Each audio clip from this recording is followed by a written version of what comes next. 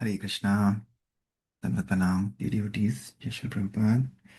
Thank you, Hari Bol, to Ritesh Prabhu and Shri Das Prabhu for leading the chanting this morning. Thank you so much. Welcome, everybody. Let's start with our prayers. Om Ajnanatimirandasya Jnananjana Chakshurunmilitam Yena Tasmai Shri Guruve Namaha Nama Om Vishnupadaya Krishna Prashtaya Bhutale Srimate Bhaktivedanta Swaminati Namine Namaste Saraswate Deve Gauravani Pacharine Nirvishesha Shunyavadi Paschat Deshitarine Jai Shri Krishna Chaitanya Prabhu Nityananda Shri Advaita Gadadhar Shivasadi Gaur Bhaktavinda Hare Krishna Krishna Krishna Hare Hare Hare Ram, Ram Ram, Hare Hare, Hare Krishna. Yeah, again, thank you to Ritesh Prabhu and Das Prabhu who led the chanting. And if others are able to unmute, and it'll be good. We can all at least chant 1 or 2 rounds if possible. And unmuting, it is good. We good practice to do both. Like I said, when we come together and do this, this japa also becomes sankirtan. And japa, there's always 3 ways to do, right? Upanshu. Upanshu is the ideal way where we chant softly. There is also vachik. When we do vachik, it's a little louder. Of course, when we unmute and chant, it becomes a little louder. So it kind of is vachik. It also kind of becomes sankirtan because kirtan is louder and japa is a little softer, upanshu. And then also there is mansik, right? So there are 3 levels. Of course, the recommended way is upanshu for japa. But when we chant it loudly, when we unmute and chant, it also becomes vachik. So it also becomes kirtan. So we get the benefit of kirtan, we get the benefit of japa as well, and we get the benefit of shravanam when we hear from other devotees on the call. So everything is there with Nam.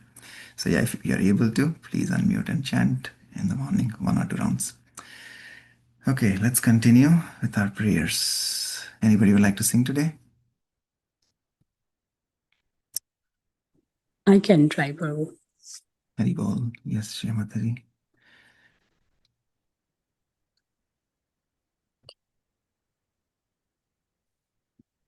Krishna hoite chaturmukha, hoya Krishna sevonmukha, Brahma hoite narade ramati. Narada hoite vyasa, madhva ko he vyasa dasa, purna pragna padmana bhagati. Narahari Madhava Vamshe Akshobhya Paramahamse Shishya Boli Angikara Kore Akshobhera Shishya Jaya Tirthaname Parijaya Taradase Gnana Sindhu Tore Taha hoite dayanidhi taradasa vidyanidhi Rajendra hoilo taha ate. Tahara kinkora jaya dharmana me parijaya parampara jano balo mate. Jaya Dharma Dasya Khyati Shri Purushottam Jati Tahate Brahmanya Tirtha Suri Vyasa Tirtha Taradasa Lakshmipati Vyasa Dasa Tahate Madhavendra Puri Madhavendra Puri Bara Shishya Bara Shreeshwara Nityananda Shri Advaita Vibhu Ishvara Puri Ke Dhanya Kori Lena Shri Chaitanya Jagat Guru Gora Mahaprabhu महाप्रभु श्री चैतन्य राधा कृष्ण नहे अन्य रूपानुग जनेर जीवाना विश्वम्भर प्रियङ्कर श्रीस्वरूप दामोदर श्रीगोस्वामी रूप सनातन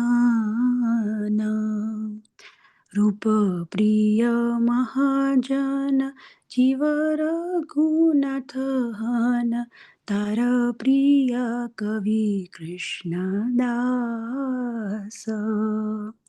कृष्णदास प्रिय बर नरोत्तम सेवा पर चार पद विश्वनाथ आस विश्वनाथ भक्त साथ बलदेव जगन्नाथ तारा प्रिय श्री भक्ति विनोद महाभागवत बर श्री गौर किशोर बर हरि भजनित मोद इहारा परमहंस गौराङ्गेर निजमंस तादेर चरणे मम गति आमी सेवा उदासीन नामे ते त्रिदंडी दीन श्री भक्ति सिद्धांत सरस्वती श्रीवार्षभानविबारा सदा सेव्य सेवा परा ताहार दयित दासनाम तार प्रधान प्रचारक श्री भक्ति वेदांत नामो पतित जनित दोयाधाम हरे Krishna Krishna Krishna Hare Hare Hare Ram Ram Ram Hare Hare Hare Krishna Hari Bol. Thank you so much, Mataji. Very nice.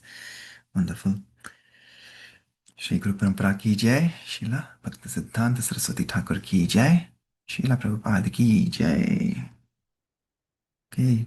Anybody else would like to read the translation?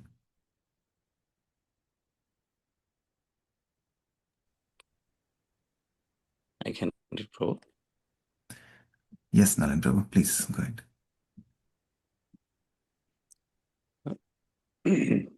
Am I audible? Yes.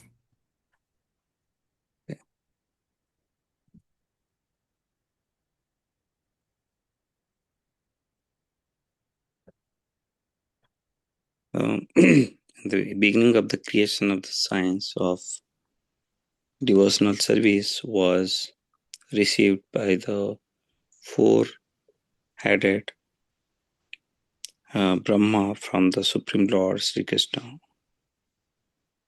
Devarshi Narad's understanding of this divine science was obtained from Brahma. The great sage Krishna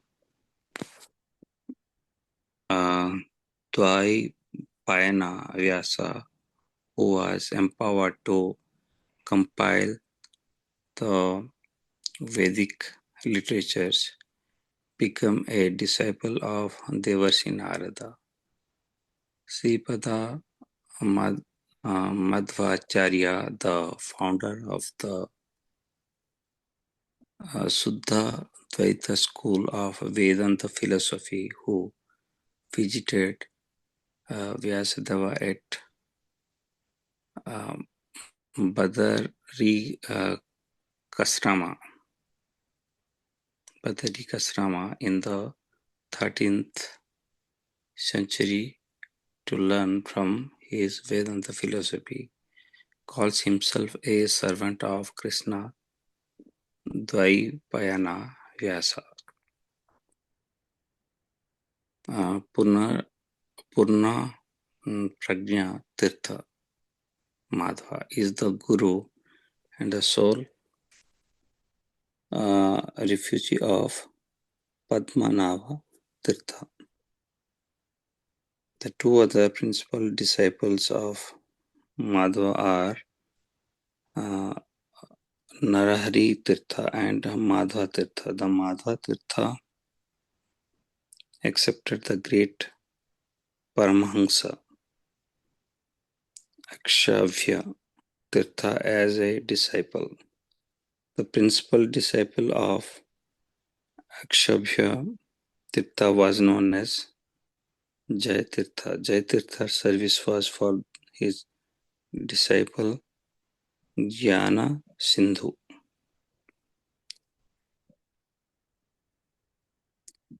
Dayanithi received the science of devotional service from Jnana Sindhu, and the servant of Dayanithi was Vidyanithi or Vidya Dhiraja Tirtha. Rajendra Tirtha became the disciple of Vidya Dhiraja Tirtha. Rajendra Tirtha's servant was known as Jayadharma or Vijayadhwaja Tirtha. In this way, you should properly understand this disciple succession. The great sannyasi Sri Purushottama Tirtha received his knowledge in the service of his Guru. Vijayadhwaja Tirtha in the service of the Guru Vijay Tirtha. Okay.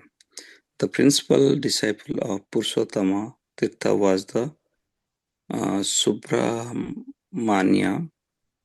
Tirtha. His servant was the great Vyasa Tirtha, Vyasaraya. Vishatirtha's servant was the Lakshmipati Tirtha, and whose disciple was Madhavendra Puri Goswami. The chief disciple of Madhavendra Puri was Ishwarapuri, and two of his other disciples were renowned incarnations of Godhati Sri Nityananda and Advaita Acharya. Sri Chaitanya Mahaprabhu, the spiritual preceptor of all the worlds, met Ishwarapuri greatly fortunate by accepting him as his spiritual master.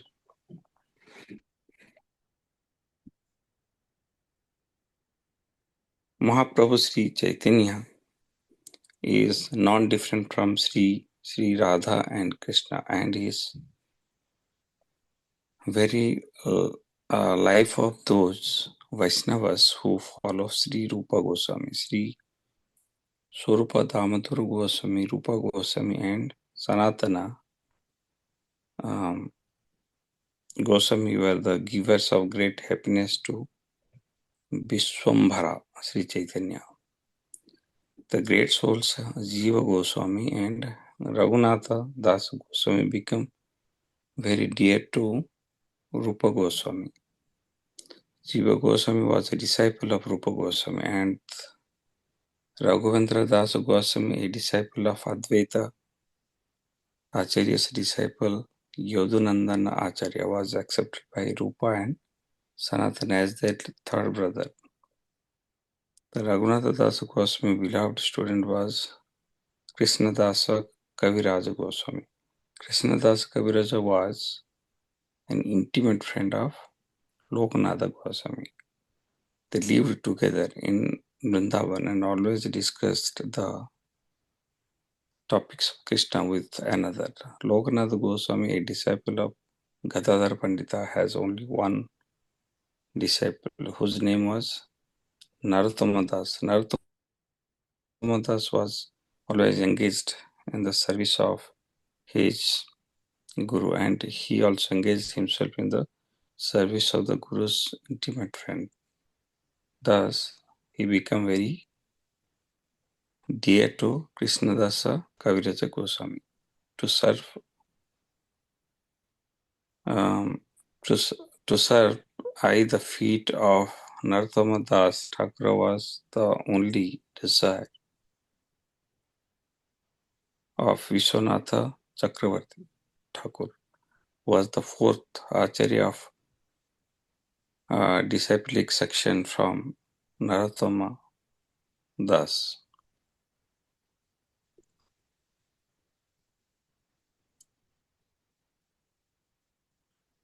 Vishwanath Chakravarti Thakur was the Shiksha Guru, instructing spiritual master of Baladeva Vidyabhusana, to whom he taught the precepts of Srimad Bhagavatam. Jagannath Das Babaji was a very prominent Acharya after Sri Baladeva Vidyabhusana and was the beloved Shiksha Guru of Sri Bhaktivedanta Thakur.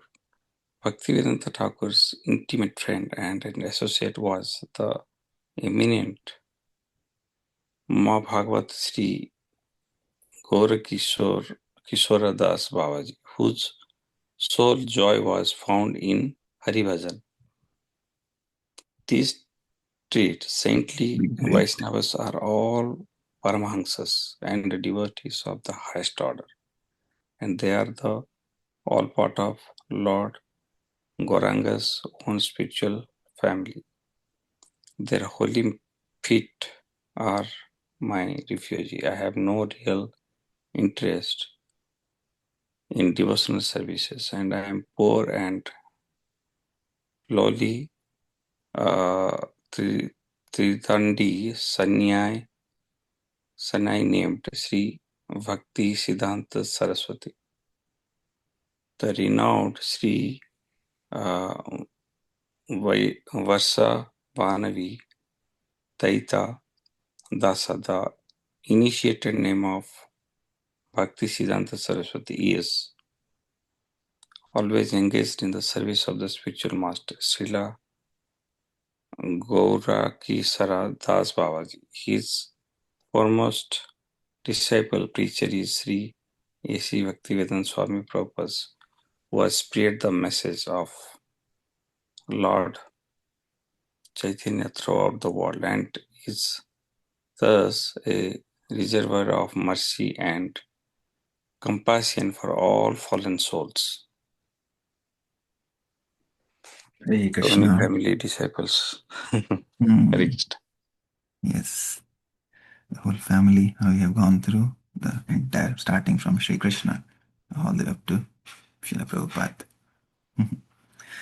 Yeah, we have the Guru Parampara usually at the temple, at the center, and of course in our altars, right? So we know up to the six Goswamis usually, but above the six Goswamis and going all the way up to Narada, Brahma, and Sri Krishna himself. So the disciplic succession is continuing. It has not, this chain has not broken, and it will not be broken.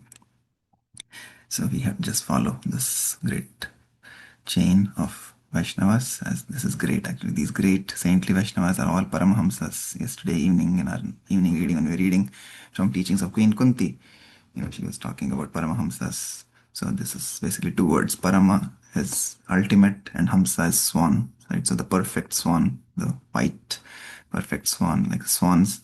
One thing that Prabhupada was explaining was Paramahamsas. The swan is such a species that, if you give it milk mixed with water, it will only take milk and will leave all the water. So I was just joking, like, I think somewhere or other Prabhupada explains that, this technology is not there even today in science. Right? They cannot just take milk and leave the water, but that is technology that is available already by these, the royal swan Paramhamsas. So that is like equivalent to basically what it means is in this world, which is duality, right? There is pleasure, there is pain, there is happiness, there is sorrow, right? There is victory, there is defeat, right? This duality. But same thing, there is also material engagements and then there are spiritual engagements, right? There's material science and there's spiritual science. There is There is bhog in terms of material desires, and then there is yog in terms of connecting to the Supreme. So, as Paramahamsas following in their footsteps, we should try to pray and aspire that may we also not be bothered with the dualities. When when the happiness and pleasure and joy comes, then we are happy. But when sorrow comes, then we become miserable. Right? It should not be like that. That we should we should pray when we go through sorrow, that we may always remain at the lotus feet of Sri Guru and Sri Guru Parampara. And when we are happy, joy, we should not forget the Lord. So that should be our goal, as following in the footsteps of these pure Vaishnavas.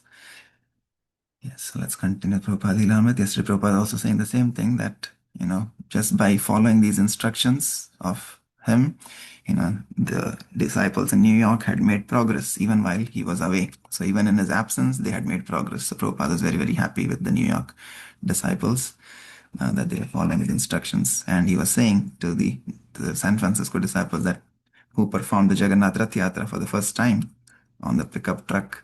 And then he said, that everything they did nicely, and the Guru Parampara, Bhakti Siddhanta and Bhakti Vinod Thakur, everybody will be pleased with their service.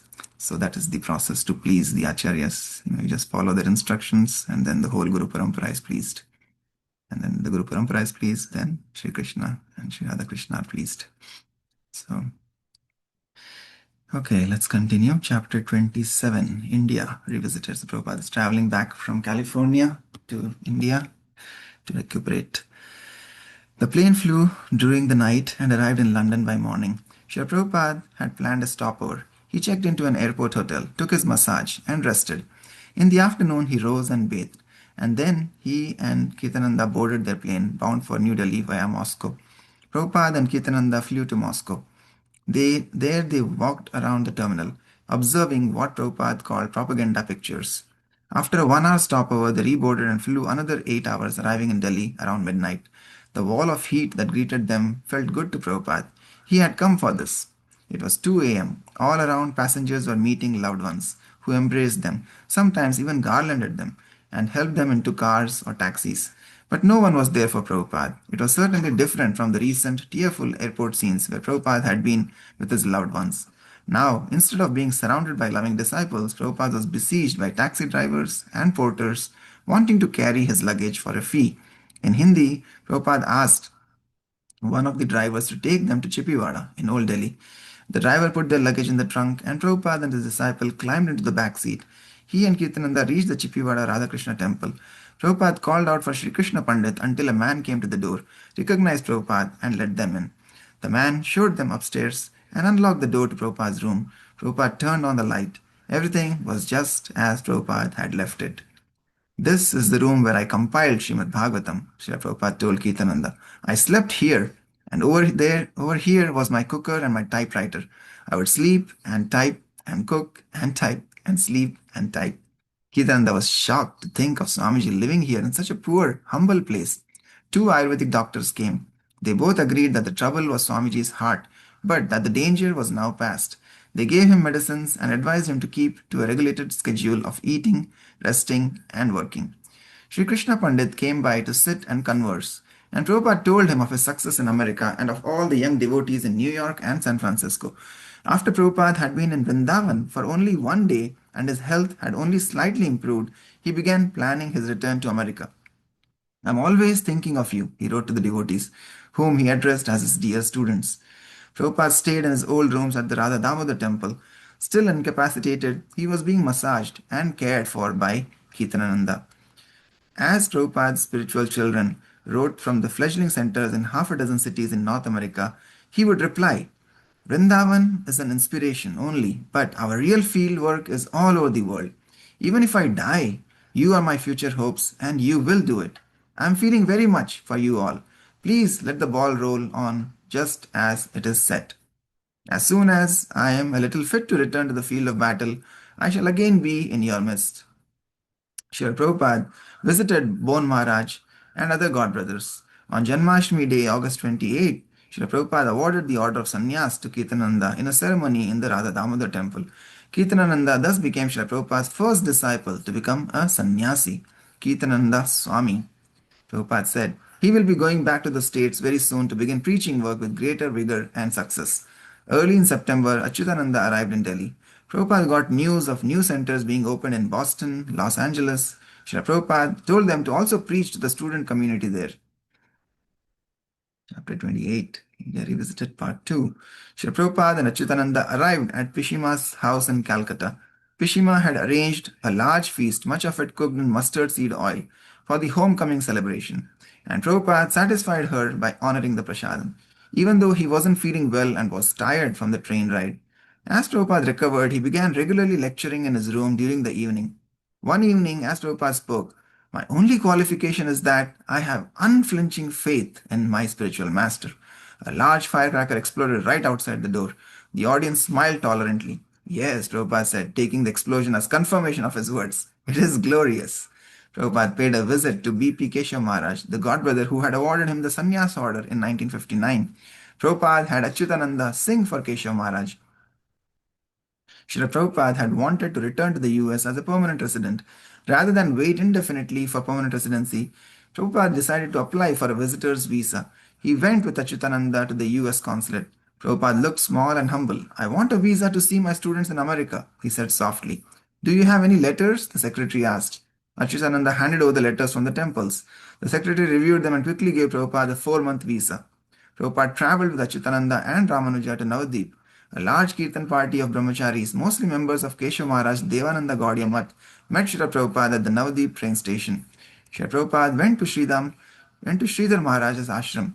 A kirtan party greeted Prabhupada at the outer gates of Sridhar Maharaj's ashram, chanting Hare Krishna. Prabhupada entered the temple, offered obeisances before the deities, met his godbrother.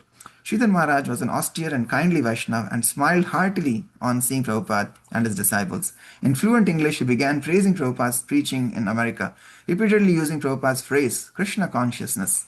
Swamiji's work, he said, was the fulfillment of Lord Chaitanya's prophecy. After attending Sridhar Maharaj's Vyas Puja, they returned back to Calcutta to prepare for his trip back to the US. He went to his sister's house to spend his last days in Calcutta there. He went to take darshan with many memories of his childhood of opulent worship of Radha Govinda deities. He was pained to see that the worship deteriorated. He thought Krishna consciousness was dying in India, dying from neglect, and was just beginning to grow in the West. Srila Prabhupada wrote, I'm just ready for starting for America, but as you know, our competent government is very slow in action. Meanwhile, he received good news from New York. The Macmillan Company's interest in Bhagavad Gita was real. The contract was being drawn. Prabhupada was very pleased and his mind turned more to the preaching that awaited him in America. Finally, Srila Prabhupada left for San Francisco and gave instructions to Achyutananda and Ramanuja. As he walked towards the glass doors at San Francisco airport, devotees blew conch shell, garlanded him, handing him flowers. He entered their midst as a beloved father enters and reciprocates the embrace of his loving children. Haribol. Okay, let's pause here. So, Prabhupada again, we call him as the Jet Age Parivijagacharya. So he's at the age of 70, 172. He's flying at the speed, flying at the speed of maybe like a Vaikuntha carrier only can fly. He was in New York. He went to California. He came to India. In India, he visited Delhi, Vrindavan, Mayapur, and now finally he's again back in California. So all in one, in what we read, 10 minutes, 10 minutes. Prabhupada is, so that is the speed at which he operates. But again, that is possible for a pure devotee, not that we can imitate. So I was thinking, like it's Prabhupada acted, for the classes in the beginning, right? So Prabhupada was a preacher for both the classes and the masses, right? But there was reference of massaging, and I was thinking massaging is like, for the masses, he was preaching when he was aging, right? So when he was aged, that is when the massage was happening. So he was preaching to the masses all over the world after he had aged into his prime, right? But while he was young, he just made sure that the creeper of the devotional service was growing in his heart, based on the instructions of his Guru Maharaj, by regularly chanting and doing services that his Guru Maharaj had told him to preach in English, though. He had started his Back to Godhead, and we saw, once he took Vanaprastha, then he was going from town to town, sharing the message of Krishna consciousness with the class, like the government officials, professors, universities, libraries, all of those. So yes, so he preached to the classes in the beginning, and then at the age of 70 plus, now he's preaching to the masses, and he's also making sure that his massage is being taken by Kirtananda Swami. But yeah, all these wonderful deities, Shri Radha Govinda deities of Shri Rupa Goswami in Vrindavan, but now of course in Jaipur. And of course we have Radha Govind Dev Ji here in Cincinnati at Nanda Kumar Prabhu's home. And also when we went to Columbus, we had darshan of Shri Radha Govinda Dev deities at Naveen Krishna Prabhu's home. Their deities also Radha Govind Dev Ji. So they're beautiful. And these were the deities of Srila Prabhupada's initial worship in Calcutta. And of course, that's where we see there's a lot of connection that Prabhupada had with Srila Rupa Goswami Pad. As we saw in Radha Damodar temple, he came back to Radha Damodar temple. He spent a few days here now, showing Kirtananda Maharaj how he lived, how he compiled Srimad Bhagavatam in the initial days in Delhi, in Chippiwada Radhakrishna temple, and also in Radha Damodar temple. So all those memories, like when we go to our hometown, or sometimes like our maternal hometowns, and when we remember those early days when we would do whatever activities we would do, not like Prabhupada, but even all the mischiefs and all the things. But yeah, it is always like nostalgic, coming back and remembering our good old times. So that is kind of the phase that Prabhupada is going through, showing his young disciples, how he started his journey before he came to America, how he prepared himself, where he slept, where he typed, where he cooked, where he worked, and again where he typed. So it's just nice to see Prabhupada recollecting those initial days, and of course with the mercy of his Guru Maharaj and with the blessings of Sri Rupa Goswami, who ordered him to go to West. That now that he had compiled the first canto of Srimad Bhagavatam, Prabhupada set his stride onto Jaladuta, and then we know what happened next. So yeah, it's wonderful to see this, trace back this journey of Prabhupada all the way, and the instruction that Prabhupada has given to his disciples, that they should preach enthusiastically, they should remain in Krishna consciousness. I was hearing one class where, again, that same topic of never leaving Krishna consciousness, like Prabhupada said, what will please me the most is you continue in Krishna consciousness and you also preach. So again, as per our ability, we continue to preach, but we should never develop that false pride or ego that, oh yes, now I'm able to preach, or I'm doing this or that, or this big service or big seva. Always remain grounded, seek blessings, seek prayers. I pray at the lotus feet of our Guru Parampara that by their mercy we may continue to share this message while remaining humble and meek.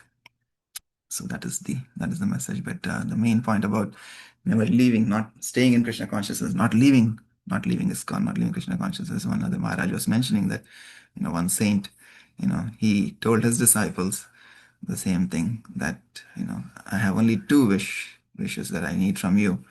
One was that you never leave Krishna consciousness, and the second, he said, was that even if sometimes you feel, or even at the end of your life, you feel that you have not made any progress, still you don't leave Krishna consciousness. So that is a very wonderful message. He said only two asks. One was you don't leave Krishna consciousness, and second is even after your whole life going through it, you feel like you've not made any progress, still you don't leave Krishna consciousness. So that means that shows a lot about that sometimes we may, each one, like I said, we don't have to compare one with other.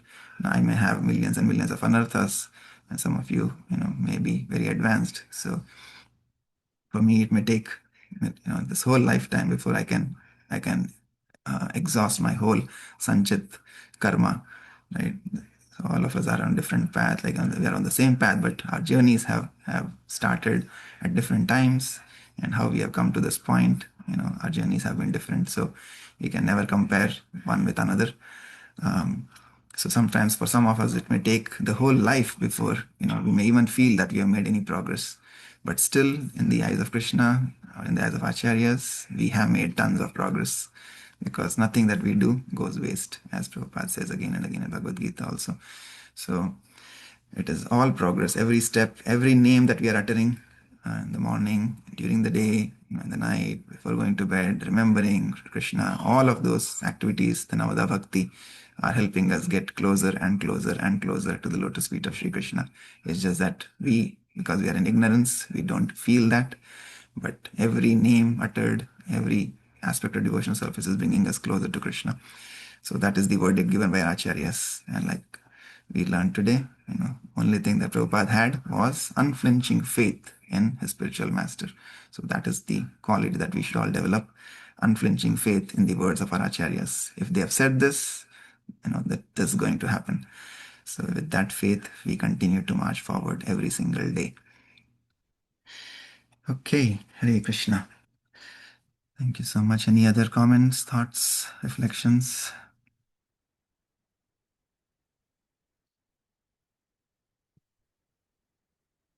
We are Meenu good, Mataji? Prabhu. Hare Krishna. Yes, Naren Prabhu. No, we are good, Prabhu, today. Thank you for reading the translation. My pronunciation not so good today. The names, basically. That's okay. The- First time. There's always first time when we practice, we keep. So just like we take the names of Krishna, when we take the names of these acharyas, it purifies our consciousness, because they are pure Vaishnavas, Paramahamsas. Just like when they go anywhere, like Prabhupada, wherever he went, that place became Vrindavan, right? Because Vaishnavas carry Vrindavan in their heart. So every place that these Paramahamsas touch, whatever comes in their contact becomes spiritually purified. So like that, their names are also spiritually potent. So just again, as we know, Abhinnatam Nama Namino, when Krishna and Krishna's name is non-different, these Paramahamsas and their names are non-different. So just by making an endeavor to speak, to recite their names, just by doing this day and after day, we are purifying our consciousness. So thank you for reading. Hare Krishna, Okay. Prabhu. Hare Krishna. Meenu Mataji, any connections from Ramayana? Always nice to connect to Ramayana. Okay. Thank Hare you. Krishna, Prabhuji. So, sure. Like we talk about progressing despite anything that goes on in our life. So there are four main obstacles to cross the ocean of this material world, as depicted in Sundarkand. So if you allow me, I can talk about it for a couple of minutes. Sure, yes. So when Hanumanji started to set out on a journey to find Sita with about 40,000 other Vanaras, Ramji knew exactly what was going on. So he gave the ring to Hanumanji, right? That if you find her, you give her the ring, so she recognized that you are my Duta. So when he's crossing the ocean, the first obstacle that he meets is Menak Parvat. Tum Menak Thakan Mitana. So Menak Parvat kind of represents comfort, the comfort of or the luxuries of our life. Because Menak Parvat says, oh, you come and stay here, rest a while, and then you can continue to your journey. So the first thing we have to do is accept the hospitality, but don't get sway from your goal. Don't get too comfortable with all the comforts of your life. Move forward. Second obstacle that come is in the form of demon Surusa, the one who kind of increases her mouth, the size. They both kind of get into that competition, like वो 2 गुना होती है तो वो 4 गुना हो जाते हैं. She becomes 16 times bigger than Hanuman, and then Hanuman becomes makhi, like a fly and just goes in her mouth and come right out, because so that represents ego. Sursa was representing ego, that our ego should not get that big in our life that we forget everything else. It's a competitive mentality. So no competition. The only competition is we should have is one with ourselves, that what we were yesterday and how can we improve today. Third obstacle was Simika demon. Simika had when Hanumanji was flying over the ocean, at one point he felt very stagnant, that he's flying and flying, but he doesn't feel like he's moved an inch, because Simika had the moon that she could catch anything by its shadow. And whatever she catches by the shadow will be hers. So Simika represented envy. Um, and what he does, and she eats Hanumanji, and Hanumanji tears her belly apart to get out of that envy. So we need to, anytime envy comes, we really have to tear it apart. We should not let it live at all. Don't even let it breathe. So that's the third one. So we talked about comfort, we talked about competitive mentality, we talked about envy, and the fourth obstacle was Lankani Rakshasi. She's at the door of the Lanka before entering. So she's right there. She represents attachment. So Mushti Prahar. Hanumanji does a Mushti Prahar. Mukka marte hain usko. Attachments. So apni attachments ko, and usko bola tha, like Lankani said that that she was given that she had that I'm lacking the words right now, कि उसको ये पता था, उसको बोला गया था कि जिस दिन तुझे कोई आके मुक्का मारेगा, हनुमान जी कोई वानर आके मुक्का मारेगा, that day you understand that is it's gonna start the destruction of Lanka and Ravana. So she said that day she understood that, okay, you have hit me with your fist. Now I know the Lanka is going to go on decline and it's going to perish. So the fourth obstacle was attachment, that we have to hit the attachments in the face. We have to punch them in the face so we can stay focused on our goal. So just a little tidbit from Ramayan, linking it to Sundarkand. Thank you, Prabhuji. Hari Bol, Hari Bol. Beautiful goal. Thank you. We say Hari Bol. Yes. Thank you, Prabhuji. Yes, it's not the spirit of competition, but it's the spirit of cooperation. As Rupa said, your love for me will be shown by how we cooperate. So it's not to compete, but to cooperate. And yes, all the other vices also, lust, anger, greed, all of those.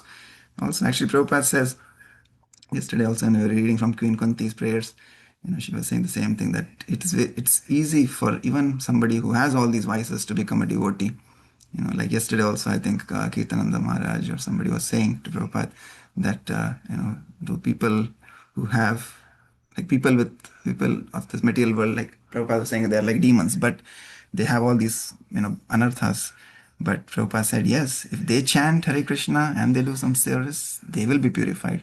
They can also go back home. So it's very easy for, people who have anarthas also, if they become sincere by just chanting Hare Krishna and rendering some service, they can go back and they can become purified. So people think, I'm remembering this also, I think I heard from Amritan Prabhu once, long back, where he says that, Kaam hamara bigda hai.